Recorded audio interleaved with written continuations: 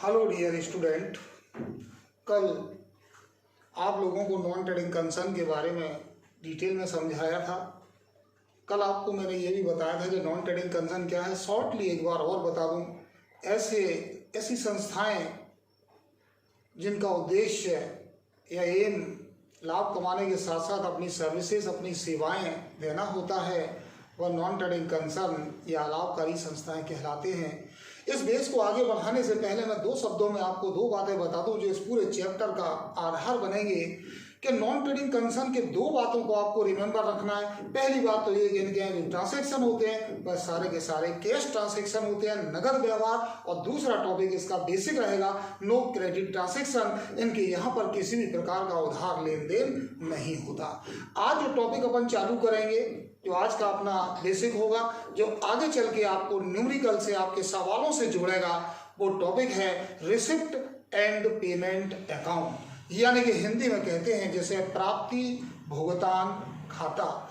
Normally आप जानते हैं, और इसके जो क्वेश्चंस हैं वह भी मैं आपको सेंड कर दूंगा ग्रुप के माध्यम से, व्हाट्सएप के माध्यम से। सबसे मेन चीज इसमें रिसिप्ट एंड पेमेंट होता क्या है। जैसा कि इसका नाम है रिसिप्ट और पेमेंट, यानी कि प्राप्तियां और भुगतान। शुद्ध भाषा में यदि अगर इसे कहें तो आवंदो और जावंदो होता है। अब इसके बारे में थोड़ा सा डिटेल में बता दूं कि receipt and payment account is prepared from the cash book after a particular period. It is like summarise cash book, it is a cash book, cash transaction. यानी कुल मिलाकर के इसका कहने का मतलब है कि प्राप्ति भुगतान खाता एक निश्चित अवधि के पश्चात रोकड़ पुस्तक की सहायता से तैयार किया जाता है with the help of cash book. यह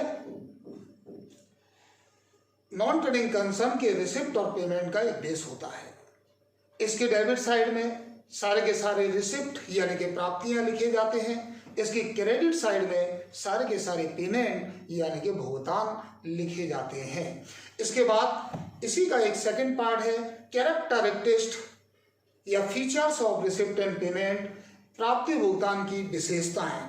मैं आपको इसके फीचर्स बता दूं। 4-5 फीचर्स इसके मेन हैं, जिनमें पहला फीचर्स है हेडिंग यानी कि शीर्षक। दूसरा है आपका record all receipt and payment, यानी कि प्राप्ति और भुगतानों का लेखा करना। सबसे पहले शीर्षक यानी हेडिंग के बारे में बता दूं।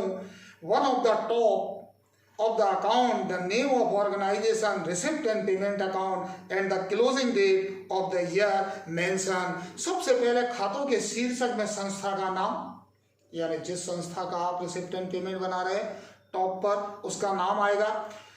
प्राप्ति भुगतान खाता डेट होना चाहिए, और जिस ईयर का आप रिसिप्ट एंड पेमेंट बना रहे हैं वो इसमें लिखा जाता है। ये कहलाता है शीर्षक।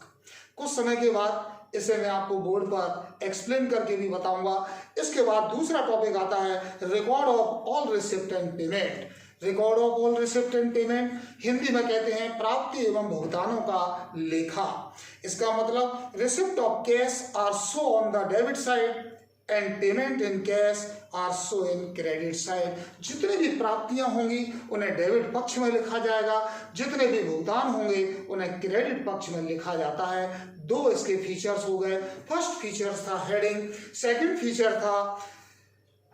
फीचर था record of all receipt and payment, और थर्ड फीचर है कैश बैलेंस, प्रारंभिक एवं अंतिम रोकड़, ओपनिंग एंड कैश बैलेंस। इसके बारे में this account being with the opening cash and bank balance and end with the closing cash and bank balance।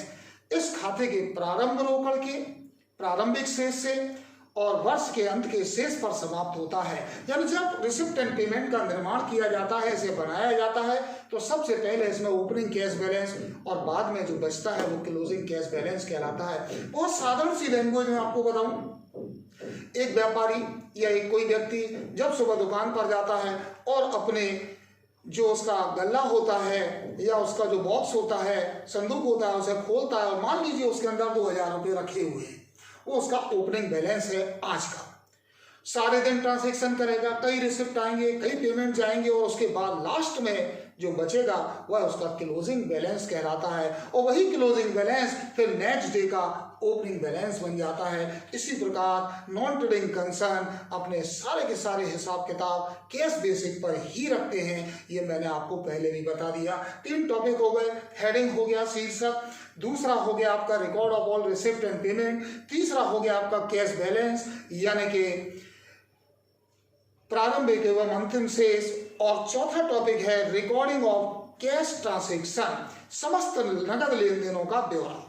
जैसा कि पहले भी मैंने बताया था आपको कि नॉन ट्रेडिंग कंसर्न में सारे के सारे ट्रांजैक्शन नगद होते हैं, उधार ट्रांजैक्शन का इसमें कोई रिकॉर्ड नहीं किया जाता।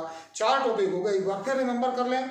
Heading record of all receipt and payment, cash balance, recording of all cash transaction, और 5वां टॉपिक है कैपिटल एंड रेवेन्यू आइटम, पूंजी और आगम प्राप्ति एवं भुगतानों का लेखा।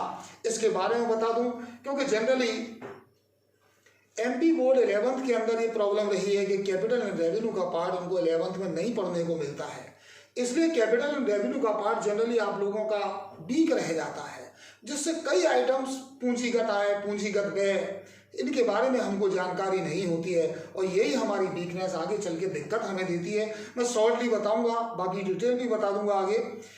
It's record all receipt and payment whether they are revenue nature और कैपिटल नेचर। इसमें इस खाते में पूंजीगत आगमगत दोनों ही प्रकार की प्राप्ति और भुगतानों का लेखा किया जाता है, यानी कैपिटल नेचर और रेवेन्यू नेचर। आने वाले समय में कैपिटल नेचर के कौन से आइटम्स होते हैं, रेवेन्यू नेचर के कौन से आइटम होते हैं, यह मैं आपको व्हाट्सएप के माध्यम से सेंड कर दूंगा, जिससे आपको पढ़ने और समझने में आसानी होगी। इस तरह से 5 टॉपिक मैंने आपको बताए। एक बार मैं 6वां टॉपिक और बता देता हूं। नो रिकॉर्ड, ध्यान सुनिएगा, no record of accrued incomes and outstanding expenses. उपार्जित आय तथा अदत्त व्यय का लेखा नहीं होता। एक्रूड आप जानते हैं, आउटस्टैंडिंग आप जानते हैं, उपार्जित अदत्त इनका लेखा नहीं होता। इसका एक मेन रीजन बता दूं, क्योंकि रिसिप्ट एंड पेमेंट का सीधा सा एक नॉर्मल लैंग्वेज का फंडा होता है, आवन दो और जावन दो। जो मिल गया है वो आएगा, जो दे दिया है वो आएगा, जो अभी मिला नहीं है और जो अभी दिया नहीं है उसका ट्रांजैक्शन इसमें नहीं किया जाता। वही होते हैं आपके एक्रूड और आउटस्टैंडिंग। एक्रूड उपार्जित, मिलना बाकी, और आउटस्टैंडिंग देना बाकी, इसलिए इनका इसमें रिकॉर्ड नहीं किया जाता। ये बात स्पेशली आपको ध्यान रखना है। अभी जब न्यूमेरिकल चालू होगा इनकी आपको आवश्यकता पड़ेगी। इस 5-6 टॉपिक के बाद में मैं आपके सामने एक ऐसा टॉपिक और ला रहा हूं जो अक्सर एग्जाम के अंदर आता है, थ्योरेटिकल संबंधी है। इस टॉपिक के बाद आपके न्यूमेरिकल पार्ट चालू होंगे, तो पहले आप इस टॉपिक को समझें। Difference between receipt and payment account and cash flow, प्राप्ति भुगतान खाता तथा रोकड़ बही में क्या अंतर है। बहुत बार ये एग्जाम में आया है, फिर भी आ सकता है। अभी तो 12th बोर्ड के एग्जाम अकाउंट का रह गया, इकोनॉमिक्स का रह गया है, हो सकता है उनको भी ये आ जाए। प्रिपरेशन दे दी गई है और उन सभी पुराने स्टूडेंटों से भी कहूँगा यूट्यूब के माध्यम से जुड़ें और अपनी थ्योरेटिकल और न्यूमेरिकल समस्याओं को हल करें, जिससे आपकी स्टडी ब्रेक न हो। अब मैं आपको बताता हूँ difference receipt and payment account और कैश बुक में कौन कौन से होते हैं। पहला डिफरेंस है आपका अकाउंटिंग डेट, लेखा तिथि। Accounting date entries are not record date wise, इसके लेखे तिथिवार नहीं होते। रिसिप्ट एंड पेमेंट में जो रिकॉर्ड होता है वो डेट वाइज नहीं होता है और entries are record date wise. Cash book के अंदर जो ट्रांजैक्शन होते हैं, जो एंट्रीज होती है, वो सिस्टमेटिक डेट वाइज की जाती है। तो पहला टॉपिक अकाउंटिंग डेट। दूसरा टॉपिक है आपका बनाने की विधि, मेथड। बनाने की विधि, it is prepared at the end of the year. It is prepared at the end of the year, इसे वर्ष के अंत में बनाया जाता है रिसिप्ट एंड पेमेंट को। और in the cash account, cash book transaction are recorded daily, जबकि इसे प्रतिदिन लिखा जाता है। यानी मैं आपको बता दूं, रिसिप्ट एंड पेमेंट अकाउंट वर्ष के अंत में बनाया जाता है और कैश बुक पर डे यानी प्रतिदिन रिकॉर्ड किया जाता है। थर्ड टॉपिक है इसका समराइजेशंस यानी कि सारांश इसके बारे में बता दो। It is a summary of cash flow, ध्यान से समझिएगा, it is a summary of cash flow, यह रोकड़ बही का सारांश है। रिमेंबर रखिए, with the help of cash flow, रोकड़ बही की सहायता से ही रिसिप्ट एंड पेमेंट का निर्माण किया जाता है। ऑब्जेक्टिव बनकर फिलिंग द ब्लैंक और मैचिंग के लिए बहुत पावरफुल टॉपिक है। It is a summary of cash flow, यह रोकड़ बही का सारांश है। और कैश फ्लो क्यों बता दूं, it is a summary of cash flow account in the ledger, यह नगद लेन देनों के विस्तार का लेखा है। चौथा टॉपिक है आपका क्लासिफिकेशन यानी कि वर्गीकरण। क्लासिफिकेशन में all receipt and payment are classified in appropriate heading, इसमें लेखों को उचित शीर्षक में बांटकर लिखा जाता है। यानी रिसिप्ट एंड पेमेंट में all receipt and payment are classified in appropriate heading, इन्हें इनके शीर्षकों के आधार पर बांट करके अलग अलग लिखा जाता है। और इसमें बता देता हूं, the receipt and payment are not classified in heading, यानी कि रोकड़ बही में, कैश बुक में, इन बहियों में लेखों का शीर्षक में बांटकर नहीं लिखा जाता, इन्हें सिस्टमेटिक तरीके से एक के बाद एक लिख दिया जाता है। इसके बाद नेक्स्ट टॉपिक कंसर्न्स यानी संस्थाएं, जिस टॉपिक को भी आप पढ़ रहे हैं, नॉन ट्रेडिंग कंसर्न, कंसर्न यानी संस्थाएं। मैं आपको बता दूं, it is prepared only by non trading concern and by professional, यानी रिसिप्ट एंड पेमेंट अकाउंट को केवल नॉन ट्रेडिंग कंसर्न यानी अलाभकारी संस्थाएं तथा प्रोफेशनल पर्सन यानी पेशेवर व्यक्ति मेंटेन करते हैं। कैश बुक के बारे में बता दो, it is prepared by both trading as well as non trading concern, cash book को यानी रोकड़ बही को व्यापारिक और अलाभकारी यानी गैर व्यापारिक दोनों ही रिकॉर्ड करते हैं। छठवां टॉपिक है बेस यानी कि आधार।